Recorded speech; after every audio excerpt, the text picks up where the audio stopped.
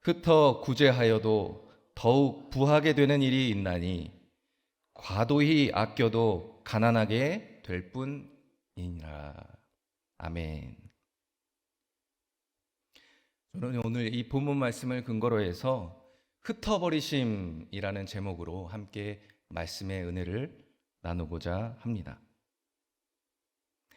이 잠언 11장 24절부터 뒤에 이어지는 부분에 이런 내용이 나옵니다. 이제 물질로 인해서 어리석은 자가 될 것인가?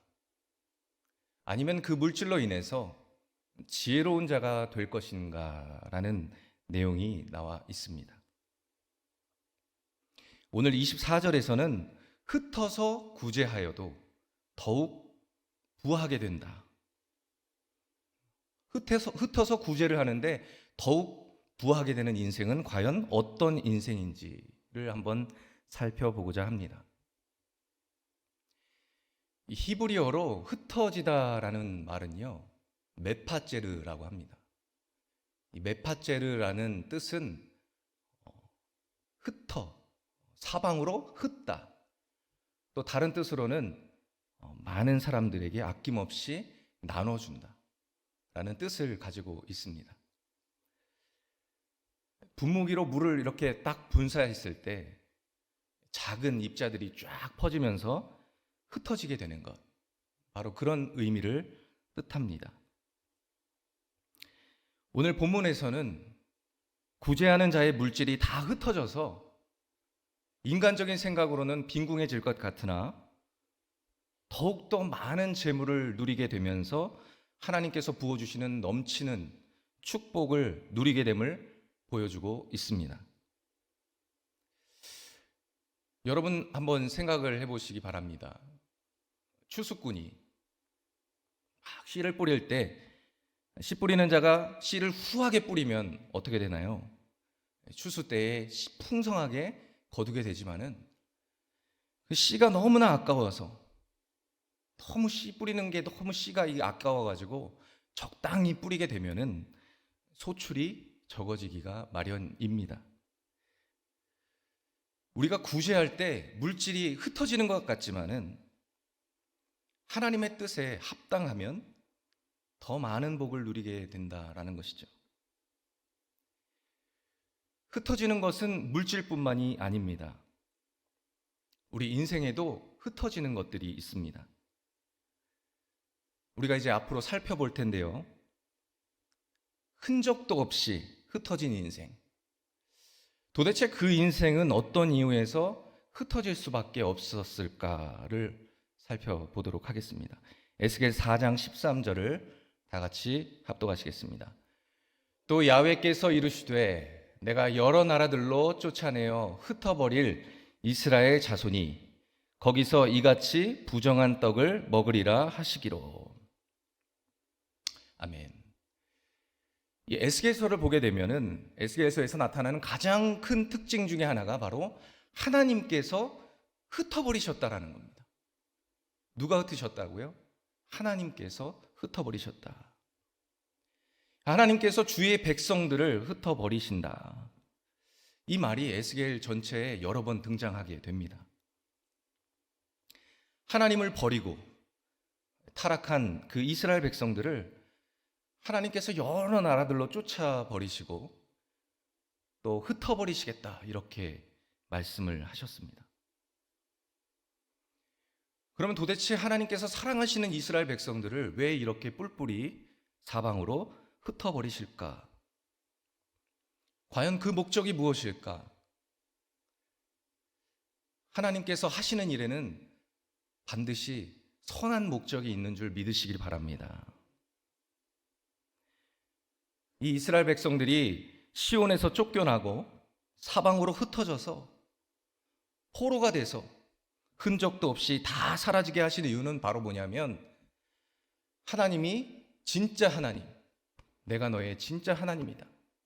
내가 너희들을 사랑하는, 너희들과 함께하는 참 하나님이다라는 것을 정말 분명하고 명확하게 백성들에게 확인시켜 주시려고 하나님께서 이 세상에 이스라엘 백성들을 흔적도 없이 다 뿔뿔이 흩어버리셨습니다. 그러나 흩어져서 그 흔적도 없어진 이스라엘 백성이 그 이방 땅에서 믿음을 회복하고 다시 하나님의 거룩함을 나타내기 시작할 때 이런 역사가 나타날 것이다 라고 그렇게 하나님께서 말씀해 주셨는데요. 에스겔 28장 25절을 다 같이 봉독하시겠습니다. 주 야훼께서 이같이 말씀하셨느니라. 내가 여러 민족 가운데에 흩어져 있는 이스라엘 족속을 모으고 그들로 말미암아 여러 나라의 눈 앞에서 내 거룩함을 나타낼 때에 그들이 고국 땅 곧 내 종 야곱에게 준 땅에 거주할지니라. 흩어져 있는 이스라엘 족속을 모으고 그들로 말미암아 여러 나라의 눈 앞에서 내 거룩함을 나타낼 때에 다시 내 종 야곱에게 준 땅으로 거주하게 할 것이다 라고 하나님께서 약속을 해주셨습니다. 하나님만이 참신이다. 하나님은 지금도 살아계신 하나님이시고 역사를 주관하시는 하나님이시다. 우리를 흩어놓으실 분도 하나님이시고 흩어진 우리를 다시 모으실 분도 하나님이시다. 이 하나님의 절대 주권을 믿게 되고 이 세상 속에서 선포하게 될 때에 그들은 다시 시온 땅으로 돌아오게 될 것이다. 이것이 바로 에스겔서를 통한 하나님이 주신 비전입니다. 야훼를 인정하는 것이 이 온 땅에 가득하게 될 때에 어떻게 됐습니까? 흩어진 바벨론 땅에서 또 흩어진 메대와 바사에서 하나님께서 이스라엘 백성들을 이 바사왕 고레스를 통해서 이스라엘을 포로에서 해방시켜 주셨습니다. 10년도 아니고 20년도 아니고 무려 70년 동안 포로 생활을 하다가 정말 끝이 없을 줄 알았던 그 삶에서 상상할 수도 없고 꿈꿀 수도 없는 하나님의 복을 받게 하셨습니다. 시편 126편 1절로 2절 말씀을 함께 봉독하겠습니다. 야훼께서 시온의 포로를 돌리실 때에 우리가 꿈꾸는 것 같았도다. 그때 우리 입에는 웃음이 가득하고 우리 혀에는 찬양이 찼었도다. 열방 중에서 말하기를 야훼께서 저희를 위하여 대사를 행하셨다 하였도다. 이 대사, 큰 대의 일사자죠. 하나님께서 이스라엘 백성들에게 큰 일을 행하셨도다. 다 뿔뿔이 흩어져 있어도, 산산이 흩어져 있어도 하나님을 참 하나님으로 모시는 그런 사람은 정말로 하나님께서 꿈꾸는 것 같고, 그리고 웃음이 가득하고 그 입술에는 찬양이 절로 나올 수밖에 없는 은혜를 주신다라는 말씀입니다. 여러분의 삶이 이랬으면 좋겠습니다. 매일 하루하루 사는 인생이 꿈꾸는 것 같은 인생, 정말로 찬양이 가득하고 웃음이 가득한 그런 삶이 되시기를 축복합니다. 다시 돌아와서 혹시 부부 사이에 또 부자 간에 마음이 흩어지고 또 일이 잘 풀리지 않아서 가지고 있던 재산이 흩어지고 또 내 마음과 내 건강이 흩어지고 모든 소망이 다 산산이 흩어져 버린 것 같은 분이 혹시 계십니까? 사는 게 너무너무 힘들어요. 하루하루 살아가는 것이 너무나 괴롭습니다 하시는 분들이 혹시 계십니까? 동방의 부자로 소문난 이 욥이요, 가장 소중하게 그가 여기던 모든 것이 다 한순간에 사라지고 흩어져 버렸습니다. 자식도 아내도 재산도 자신의 건강까지도 다 한순간에 흩어졌습니다. 그럼에도 불구하고 이 욥은 하나님이 하나님 되심을 인정하고 끝까지 자신의 믿음을 지켰더니 어떻게 됐습니까?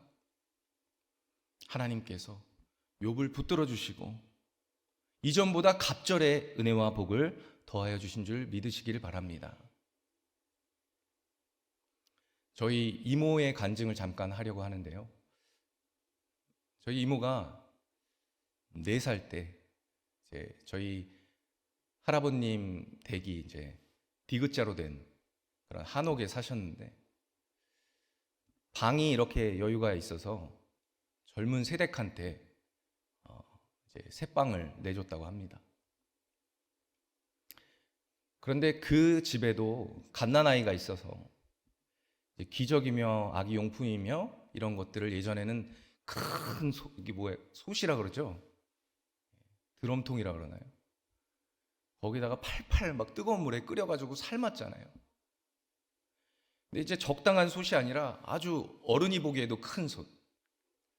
물을 가득 담아서 막 여러 가지 빨래거리, 아이 빨래거리를 다 넣고 기저귀를 넣고 팔팔 뜨거운 물에 삶았는데 저희 이모가 이제 막 마당을 뛰어다니다가 그 새방에 이제 놀러를 간 것 같아요. 근데 그 아주머니랑 이렇게 부딪히면서 그 솥이 쏟아졌어요. 그 뜨거운 물이 이모를 덮었습니다. 4살짜리 어린아이. 정말 너무나 사랑스럽고 예쁘고 부모한테는 너무나 눈에 넣어도 아프지 않을 그 사랑하는 딸인데 우리 막내 이모가 그렇게 뜨거운 물을 한 번에 뒤집어 쓰고 기절을 했어요. 그 자리에서 기절을 했습니다. 부들부들 떨고 있는데 정신이 없지만은 그 이모를 보니까 저희 할머니가 해주신 말씀이에요. 온 관절이란 관절, 다리나 뭐 팔이나 모든 이 관절이 다 붙어서 익었더래요. 어린아이 살이 여리지 않습니까? 다 붙어서 이렇게 온 몸이 붙어 있더래요. 앰뷸런스를 불러야 되는데 당시에는 앰뷸런스를 이렇게 쉽게 부를 수가 없었잖아요. 동네 이웃집에 자동차 있는 집을 막 찾아다니면서 살려달라고 가지고 이웃 주민 그 아저씨께서 차를 가져오셔서 저희 이모를 급히 신촌의 세브란스 병원으로 이송을 했는데 병원에서 의사가 가망이 없다는 겁니다. 근데 하나님의 은혜로 이모가 살아났어요. 의식을 차리고 정신이 돌아왔습니다. 정신은 돌아왔지만 자신의 몸은 온전치가 않았어요. 얼굴, 딱 이 안면 부위를 뺀 모든 전신이 다 익었습니다. 그래서 제 기억으로는 이모가 대학생이 되기까지 4살 때 그런 일을 당했는데 대학생이 되기까지 이 붙어있던 살점을 조금씩 절개하는 조금씩 이 절개해서 피고 출혈이 많으면 엉덩이 살을 이식해서 그 살로 덧대고 팔과 다리를 그렇게 하는 그런 수술을 고등학교, 대학교까지 그렇게 하는 모습을 제가 봤었습니다. 이모가 대학 때 많이 힘들어했어요. 한창 꽃다운 나이고 여자로서 이성적인 매력을 막 뿜어내고 싶은 그런 나이인데 자신은 여성으로서의 매력이 없다라고 이렇게 생각하고 할아버지 할머니께서도 이모가 결혼할 수 없다라고 판단을 하시고 너는 공부를 열심히 해서 스스로 먹고 살아야 된다. 그래서 너는 공부를 열심히 해야 돼. 그래서 이모가 정말 그런 줄 알고 공부를 열심히 했어요. 그래서 약대에 진학을 했습니다. 근데 대학 생활이 즐겁지가 않았어요. 행복하지가 않았어요. 주변에서 자신들을 바라보는 시선이 따갑기만 했습니다. 이모 표현으로는 쥐구멍만 있으면 들어가서 숨고 싶다 그러더라고요. 정말로 한순간에 그렇게 흩어져 버린 삶. 뭘 하나 움켜쥐고 싶어도 움켜쥘 수 없는 삶. 대학 때 이모가 예수님을 만나고 막 울면서 기도했대요. 하나님, 나는 왜 이렇게 살아야 됩니까? 나는 왜 이래야 됩니까? 근데 그때 하나님께서 저희 이모의 마음을 만져주시고 위로해 주셔서 이제 학교를 졸업하고 약국에 이제 종로에 있는 큰 대형 약국에 이제 취직을 했는데 거기 같이 일하던 그 남자 약사가 저희 이모를 보고 그렇게 따라다녔다는 거예요. 예. 그러면서 당신의 그런 모습까지도 나는 사랑한다. 당신의 그런 모습까지도 나는 사랑한다. 아이를 낳을 수 없는 그런 여자의 몸인데도 나를 사랑하느냐. 그래도 사랑한다. 그래서 하나님의 은혜로 결혼을 하게 됐습니다. 근데 이게 끝이 아니에요. 결혼을 하고 아이를 낳을 수 없는데 다 살이 익어서 아이를 낳으려면 낳을 수 없는 조건이잖아요. 그런데 아이를 셋을 낳습니다. 하나님께 영광 올려드립니다. 그래서 지금 잘 성장해서 20대 후반, 20대 중반, 20대 초반 아들, 딸 잘 낳고 정말 행복하게 살고 있습니다.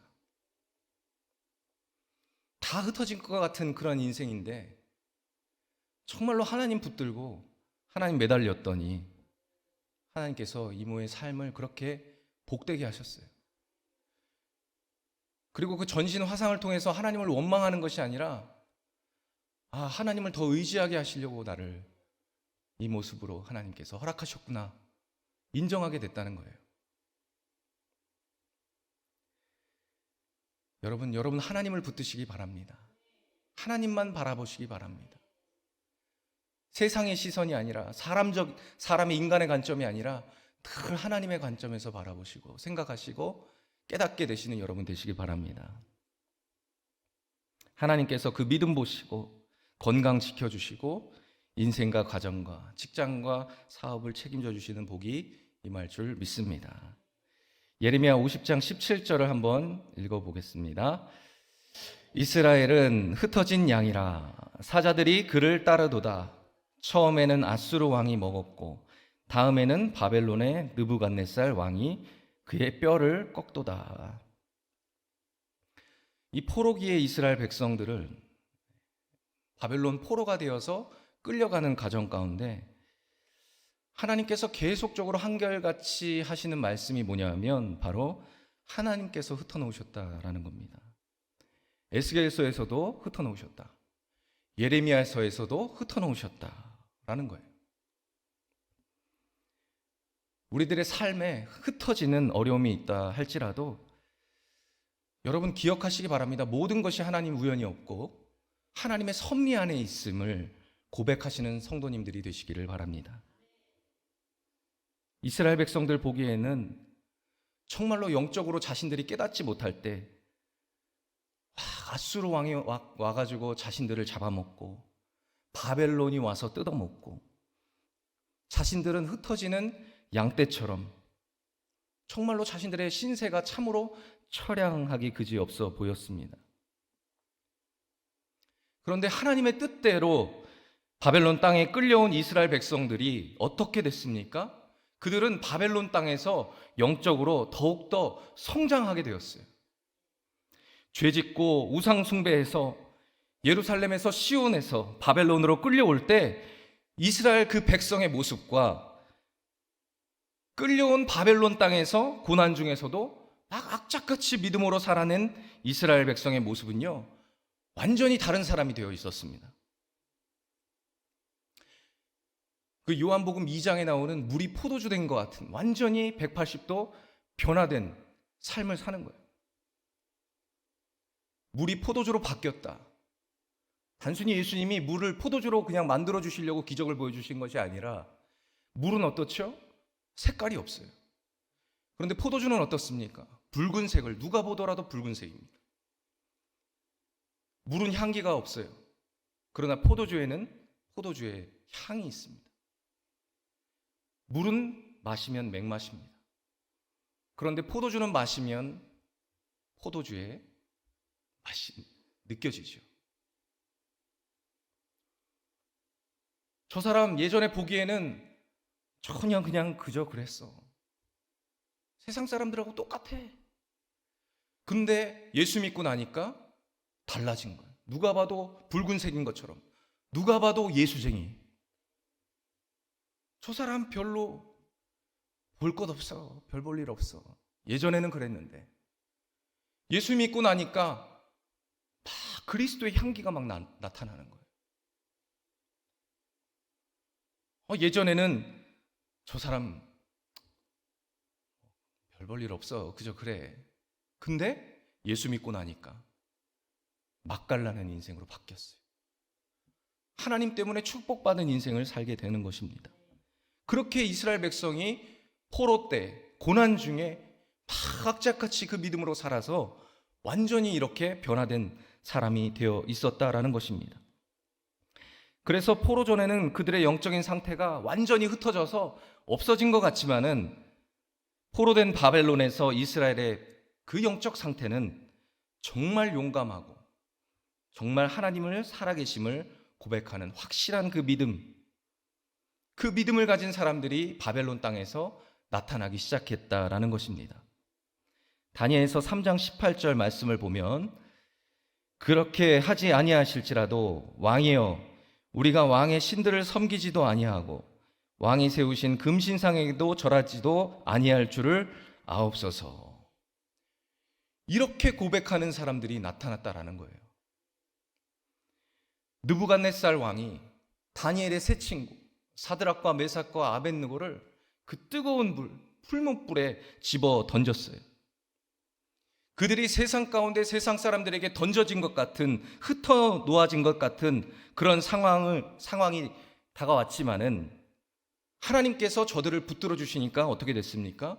불 속에서도 타지 아니하고 죽지를 않는 겁니다.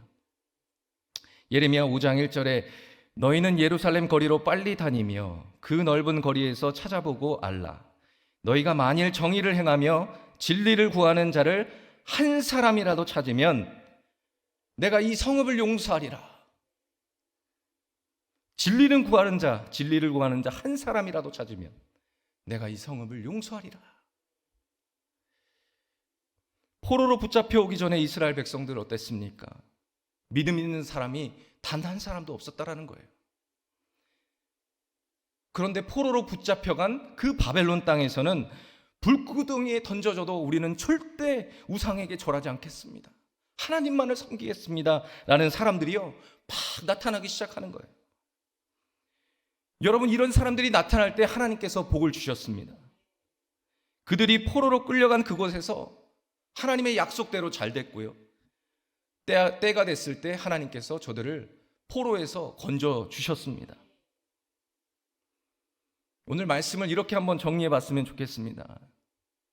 과연 내 인생이 풀무불에 던져지는 것처럼 그렇게 혹시 지금 고난 중에 있는지, 정말 나라는 사람은 내 인생은 온데간데 없이 다 흩어지고 흔적도 없는 것 같은 그런 삶을 살고 계시지는 않습니까?